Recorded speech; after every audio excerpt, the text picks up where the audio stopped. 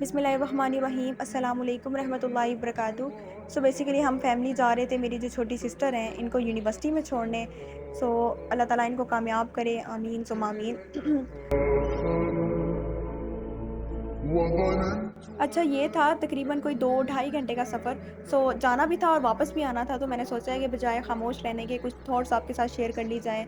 अच्छा, तो मैं बताना चाहती हूँ कि लास्ट जो मैंने तस्बीह के हवाले से वीडियो अपलोड की थी यूट्यूब पर, इंस्टा पर, टिकटॉक पर, तो मुझे बहुत अच्छे रिव्यूज़ मिले हैं, पॉजिटिव रिव्यूज़। जो फीमेल्स में है मुझे बता रही हैं कि किस तरह से हमारा एंग्ज़ायटी, डिप्रेशन था, वो कंट्रोल होना स्टार्ट हुआ है, अल्लाह का शुक्र है। जो रुके हुए काम थे वो होना स्टार्ट हो गए हैं, पढ़ाई में मसले आ रहे थे वो स्टार्ट हो गए हैं हल होना।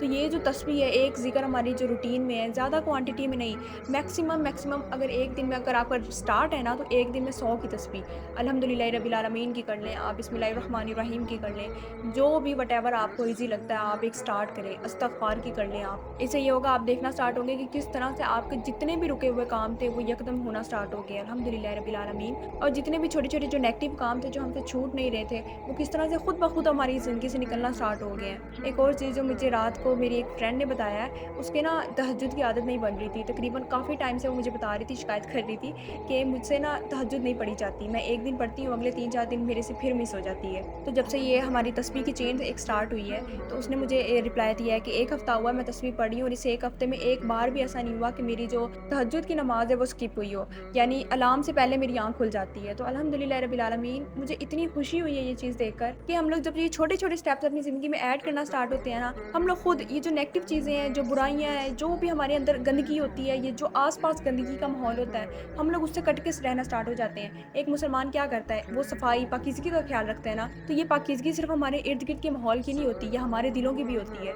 हमारे दिलों में जो बुराई होती है, जो किसी के लिए हसद आ जाता है, किसी के पास कोई चीज़ देखकर जो हमारे पास नहीं है, हसद आ जाता है, हम लोग इंसान हैं, ये एक नेचुरल फीलिंग है। लेकिन इसको ओवरकम करना होता है और ओवरकम का यही तरीका है कि हम अपनी ज़िंदगियों में कुछ ऐसा शामिल करें जो हमें इन सब बुराइयों से दूर ले जाए।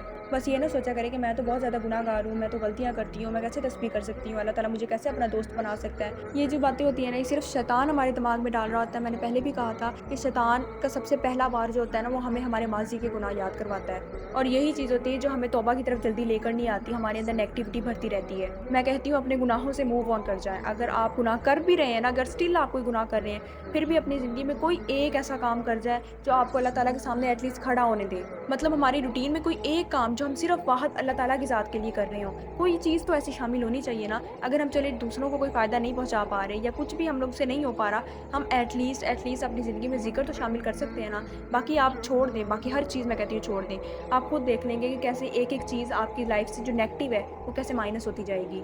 अच्छा, जो हमारा सेकंड पॉइंट है ना, ये ज़रा सोसाइटी के हवाले से है। हम देखते हैं हमारी जो सोसाइटी है ना, हम लोग गली में बाहर निकल रहे हों या हम लोग बाज़ार में जा रहे हों, कोई ना कोई किसी ना किसी को माँ-बहन की गाली लाज़मी दे रहा होता है, कोई मर्द हज़रात। अच्छा, अब इसमें कुछ लोग हैं जो ये कहकर लिहाज़ कर जाते हैं कि औरत जा रही है, अब गाली नहीं दे रही है, औरत के सामने गाली नहीं देनी। हम लोग अगर अपने क्लास में देखें, यूनिवर्सिटीज़ लेवल पे आप देख लें या कॉलेज लेवल पर देख लें, जो को एजुकेशन है, जो क्लास के बॉयज़ वगैरह होते हैं, आगे पीछे वो गालियाँ देंगे, बेइंतहा देंगे, लेकिन क्या कहेंगे क्लास में आकर के, लड़की बैठी है इसलिए मैं तुम्हें अब गाली नहीं दे रहा। यानी लड़की से किस चीज़ का आपका पर्दा है? हमने अपनी ज़ुबान को ये सोचकर साफ रखना था कि हम लोग उम्मती मोहम्मदियाँ हैं। हम कोई आम लोग थे ही नहीं, हमें तो अल्लाह ताला का लिहाज़ होना चाहिए था। लेकिन हम लोग क्या करते हैं कि लड़की जा रही है गाली नहीं देनी, लड़की बैठी है इसलिए गाली नहीं दी मैंने तुम्हें।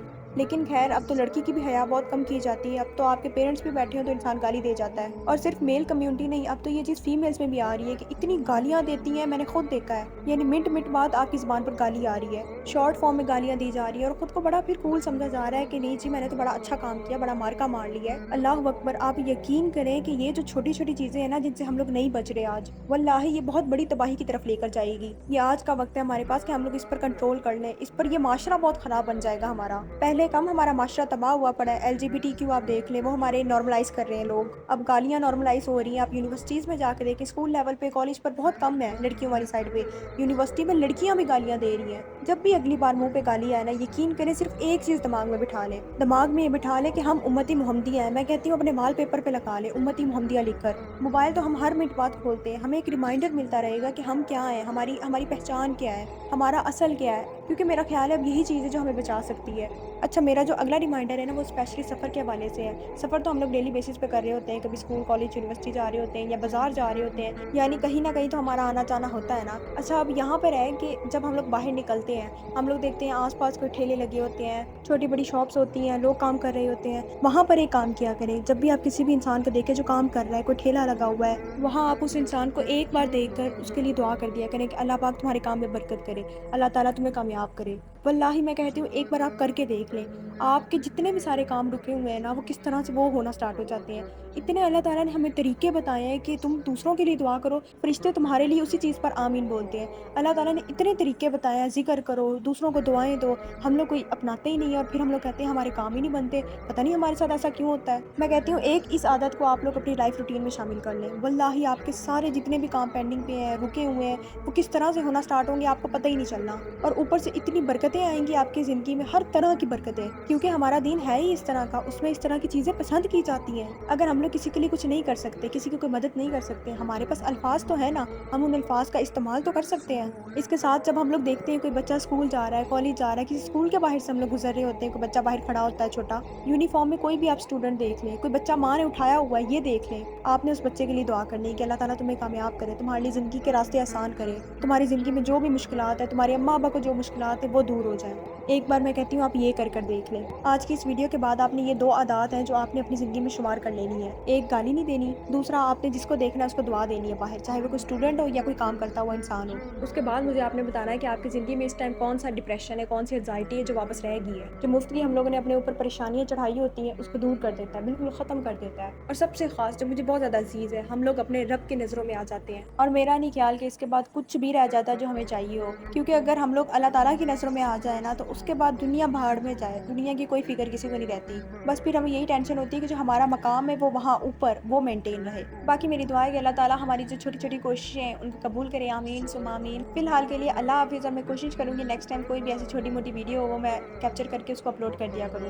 اچھا، تو یہ 3 بجے کا ٹائم ہے اور میں اپنی سسٹر کو یونیورسٹی اور اس کے بعد ہاسٹل چھوڑ کے ہم فیملی اب واپس گھر کی طرف جا رہے ہیں۔ وہاں پر مجھے ایک بات بڑی یاد آئی ہے کہ ڈی ایمس میں اکثر مجھے لڑکیاں پوچھ رہی ہوتی ہیں کہ ہمیں پڑھائی کے بڑے مسئلے ہیں، پہلے ہم ٹاپرس تھیں، ہم سے ہمارے گریڈ مینٹین نہیں ہو رہے، ہم لوگ کیا کریں؟ اور میں اکثر اسٹوری بھی لگاتی ہوں انسٹاگرام پر کہ یہ پڑھائی کے مسائل مجھ سے نہ پوچھا کریں، مجھ سے کچھ بھی پوچھ لیں۔ اور یہ مذاق کو اگر ہم ایک سائڈ پہ رکھیں تو یقین مانے میں نے کبھی پڑھائی کا پریشر نہیں لیا، اور شاید یہی وجہ ہے کہ میں بہت فری ہینڈ ہو کے پڑھی ہوں۔ میں ویسے ہی مطلب جیسے پیپر نزدیک ہوں اور ویسے ہی پڑھنے والی بچی ہوں، آگے پیچھے میں کوئی اتنا نہیں پڑھتی خاص۔ حالانکہ میری امی بہت زیادہ پریشر دیتی ہیں، آپ لوگوں کے گریڈس اچھے آنے چاہیے، آپ لوگوں کے مارکس اچھے آنے چاہیے، لیکن بابا نے بہت فری ہینڈ رکھا ہے۔ اور میں کہتی ہوں جو بندہ فری ہینڈ ہو کے پڑھتا ہے نا کہ مجھے گریڈس نہیں، مجھے نالج چاہیے، مجھے A+ نہیں چاہیے، مجھے اگر B+ بھی مل رہا ہے، مجھے اگر A گریڈ بھی مل رہا ہے تو میرے لیے وہ ٹھیک ہے، نارمل ہے۔ میں پرسنل اوپینین دے رہی ہوں آپ کو، میری جو سسٹرز ہیں وہ بہت زیادہ پڑھتی ہیں، میں نے ان کو اتنا پڑھتے دیکھا ہے نا، راتوں کو اٹھ کے وہ بیٹھ کے پڑھ رہی ہوتی ہیں، اور میں ان کو جا کے سمجھا رہی ہوتی ہوں کہ کوئی خود کا بھی خیال کرو، ہر ٹائم پڑھنا اچھی بات نہیں ہوتی، پڑھائی کے علاوہ دوسری بھی سکلز ہوتی ہیں جو انسان کو سیکھنی چاہیے ساتھ ساتھ۔ اور میں ایگری کرتی ہوں، بعض اوقات پیرنٹس بہت زیادہ پریشر دے رہے ہوتے ہیں، اگر پیرنٹس نہ پریشر دے رہے ہوں تو ویسے ہی انسان خود بڑا پریشر لے رہا ہوتا ہے، کیونکہ بچپن سے اب تک اس کے A گریڈ A+ گریڈ آ رہے ہیں اور یکدم اس کا B C گریڈ آنا سٹارٹ ہو جائے تو وہ پریشر آ جاتا ہے، یہ تو ایک نیچرل فیلنگ ہے، میں سمجھتی ہوں۔ لیکن پھر اس کا سولوشن یہی ہے نا کہ آپ اپنی طرف سے فل کوشش کریں اور آگے بس چھوڑ دیں، آگے جو بھی رزلٹ آتا ہے اس کو زیادہ سر پہ سوار نہ کیا کریں، بس آگے نمبر گو اہیڈ ان کو لے کے چلیں، یہی آپ کے لیے بہترین ہے، یقین مانی یہی چیز آپ کے لیے بہترین ہے جو آپ کو مل گئی ہے۔ میں پیرنٹس سے بھی یہی کہوں گی کہ اتنا پریشر نہ دیا کریں بچوں کو کہ وہ بچے مینٹلی پریشر لے کے بیٹھ جائیں۔ میرے بابا ہمیشہ کہتے ہیں کہ جس دن میں نے تم لوگوں کو پڑھائی پہ زور ڈالا نا، تم لوگوں نے پڑھنا چھوڑ دینا ہے، کیونکہ جو بچہ ہر ٹائم A+ گریڈ لے، 100% مارکس لے، اس کی زندگی میں اور کوئی ایکٹیویٹی ہوگی ہی نہیں۔ تو میرا پرسنل اوپینین یہی ہے، اسپیشلی پاکستان میں، اگر پاکستان میں آپ ایک ایوریج اسٹوڈنٹ ہیں نا تو واللہ ہی آپ خوش ہو جائیں، کیونکہ آپ کے دماغ میں تقریباً ایک پریشر تو کم ہوگا۔ اب میں اللہ حافظ بولوں گی کیونکہ یہ ویڈیو دیکھنے کے بعد میری امی نے اب صحیح ٹھکائی کرنی میری۔ لا نحتاج المال كي نزداد جمالا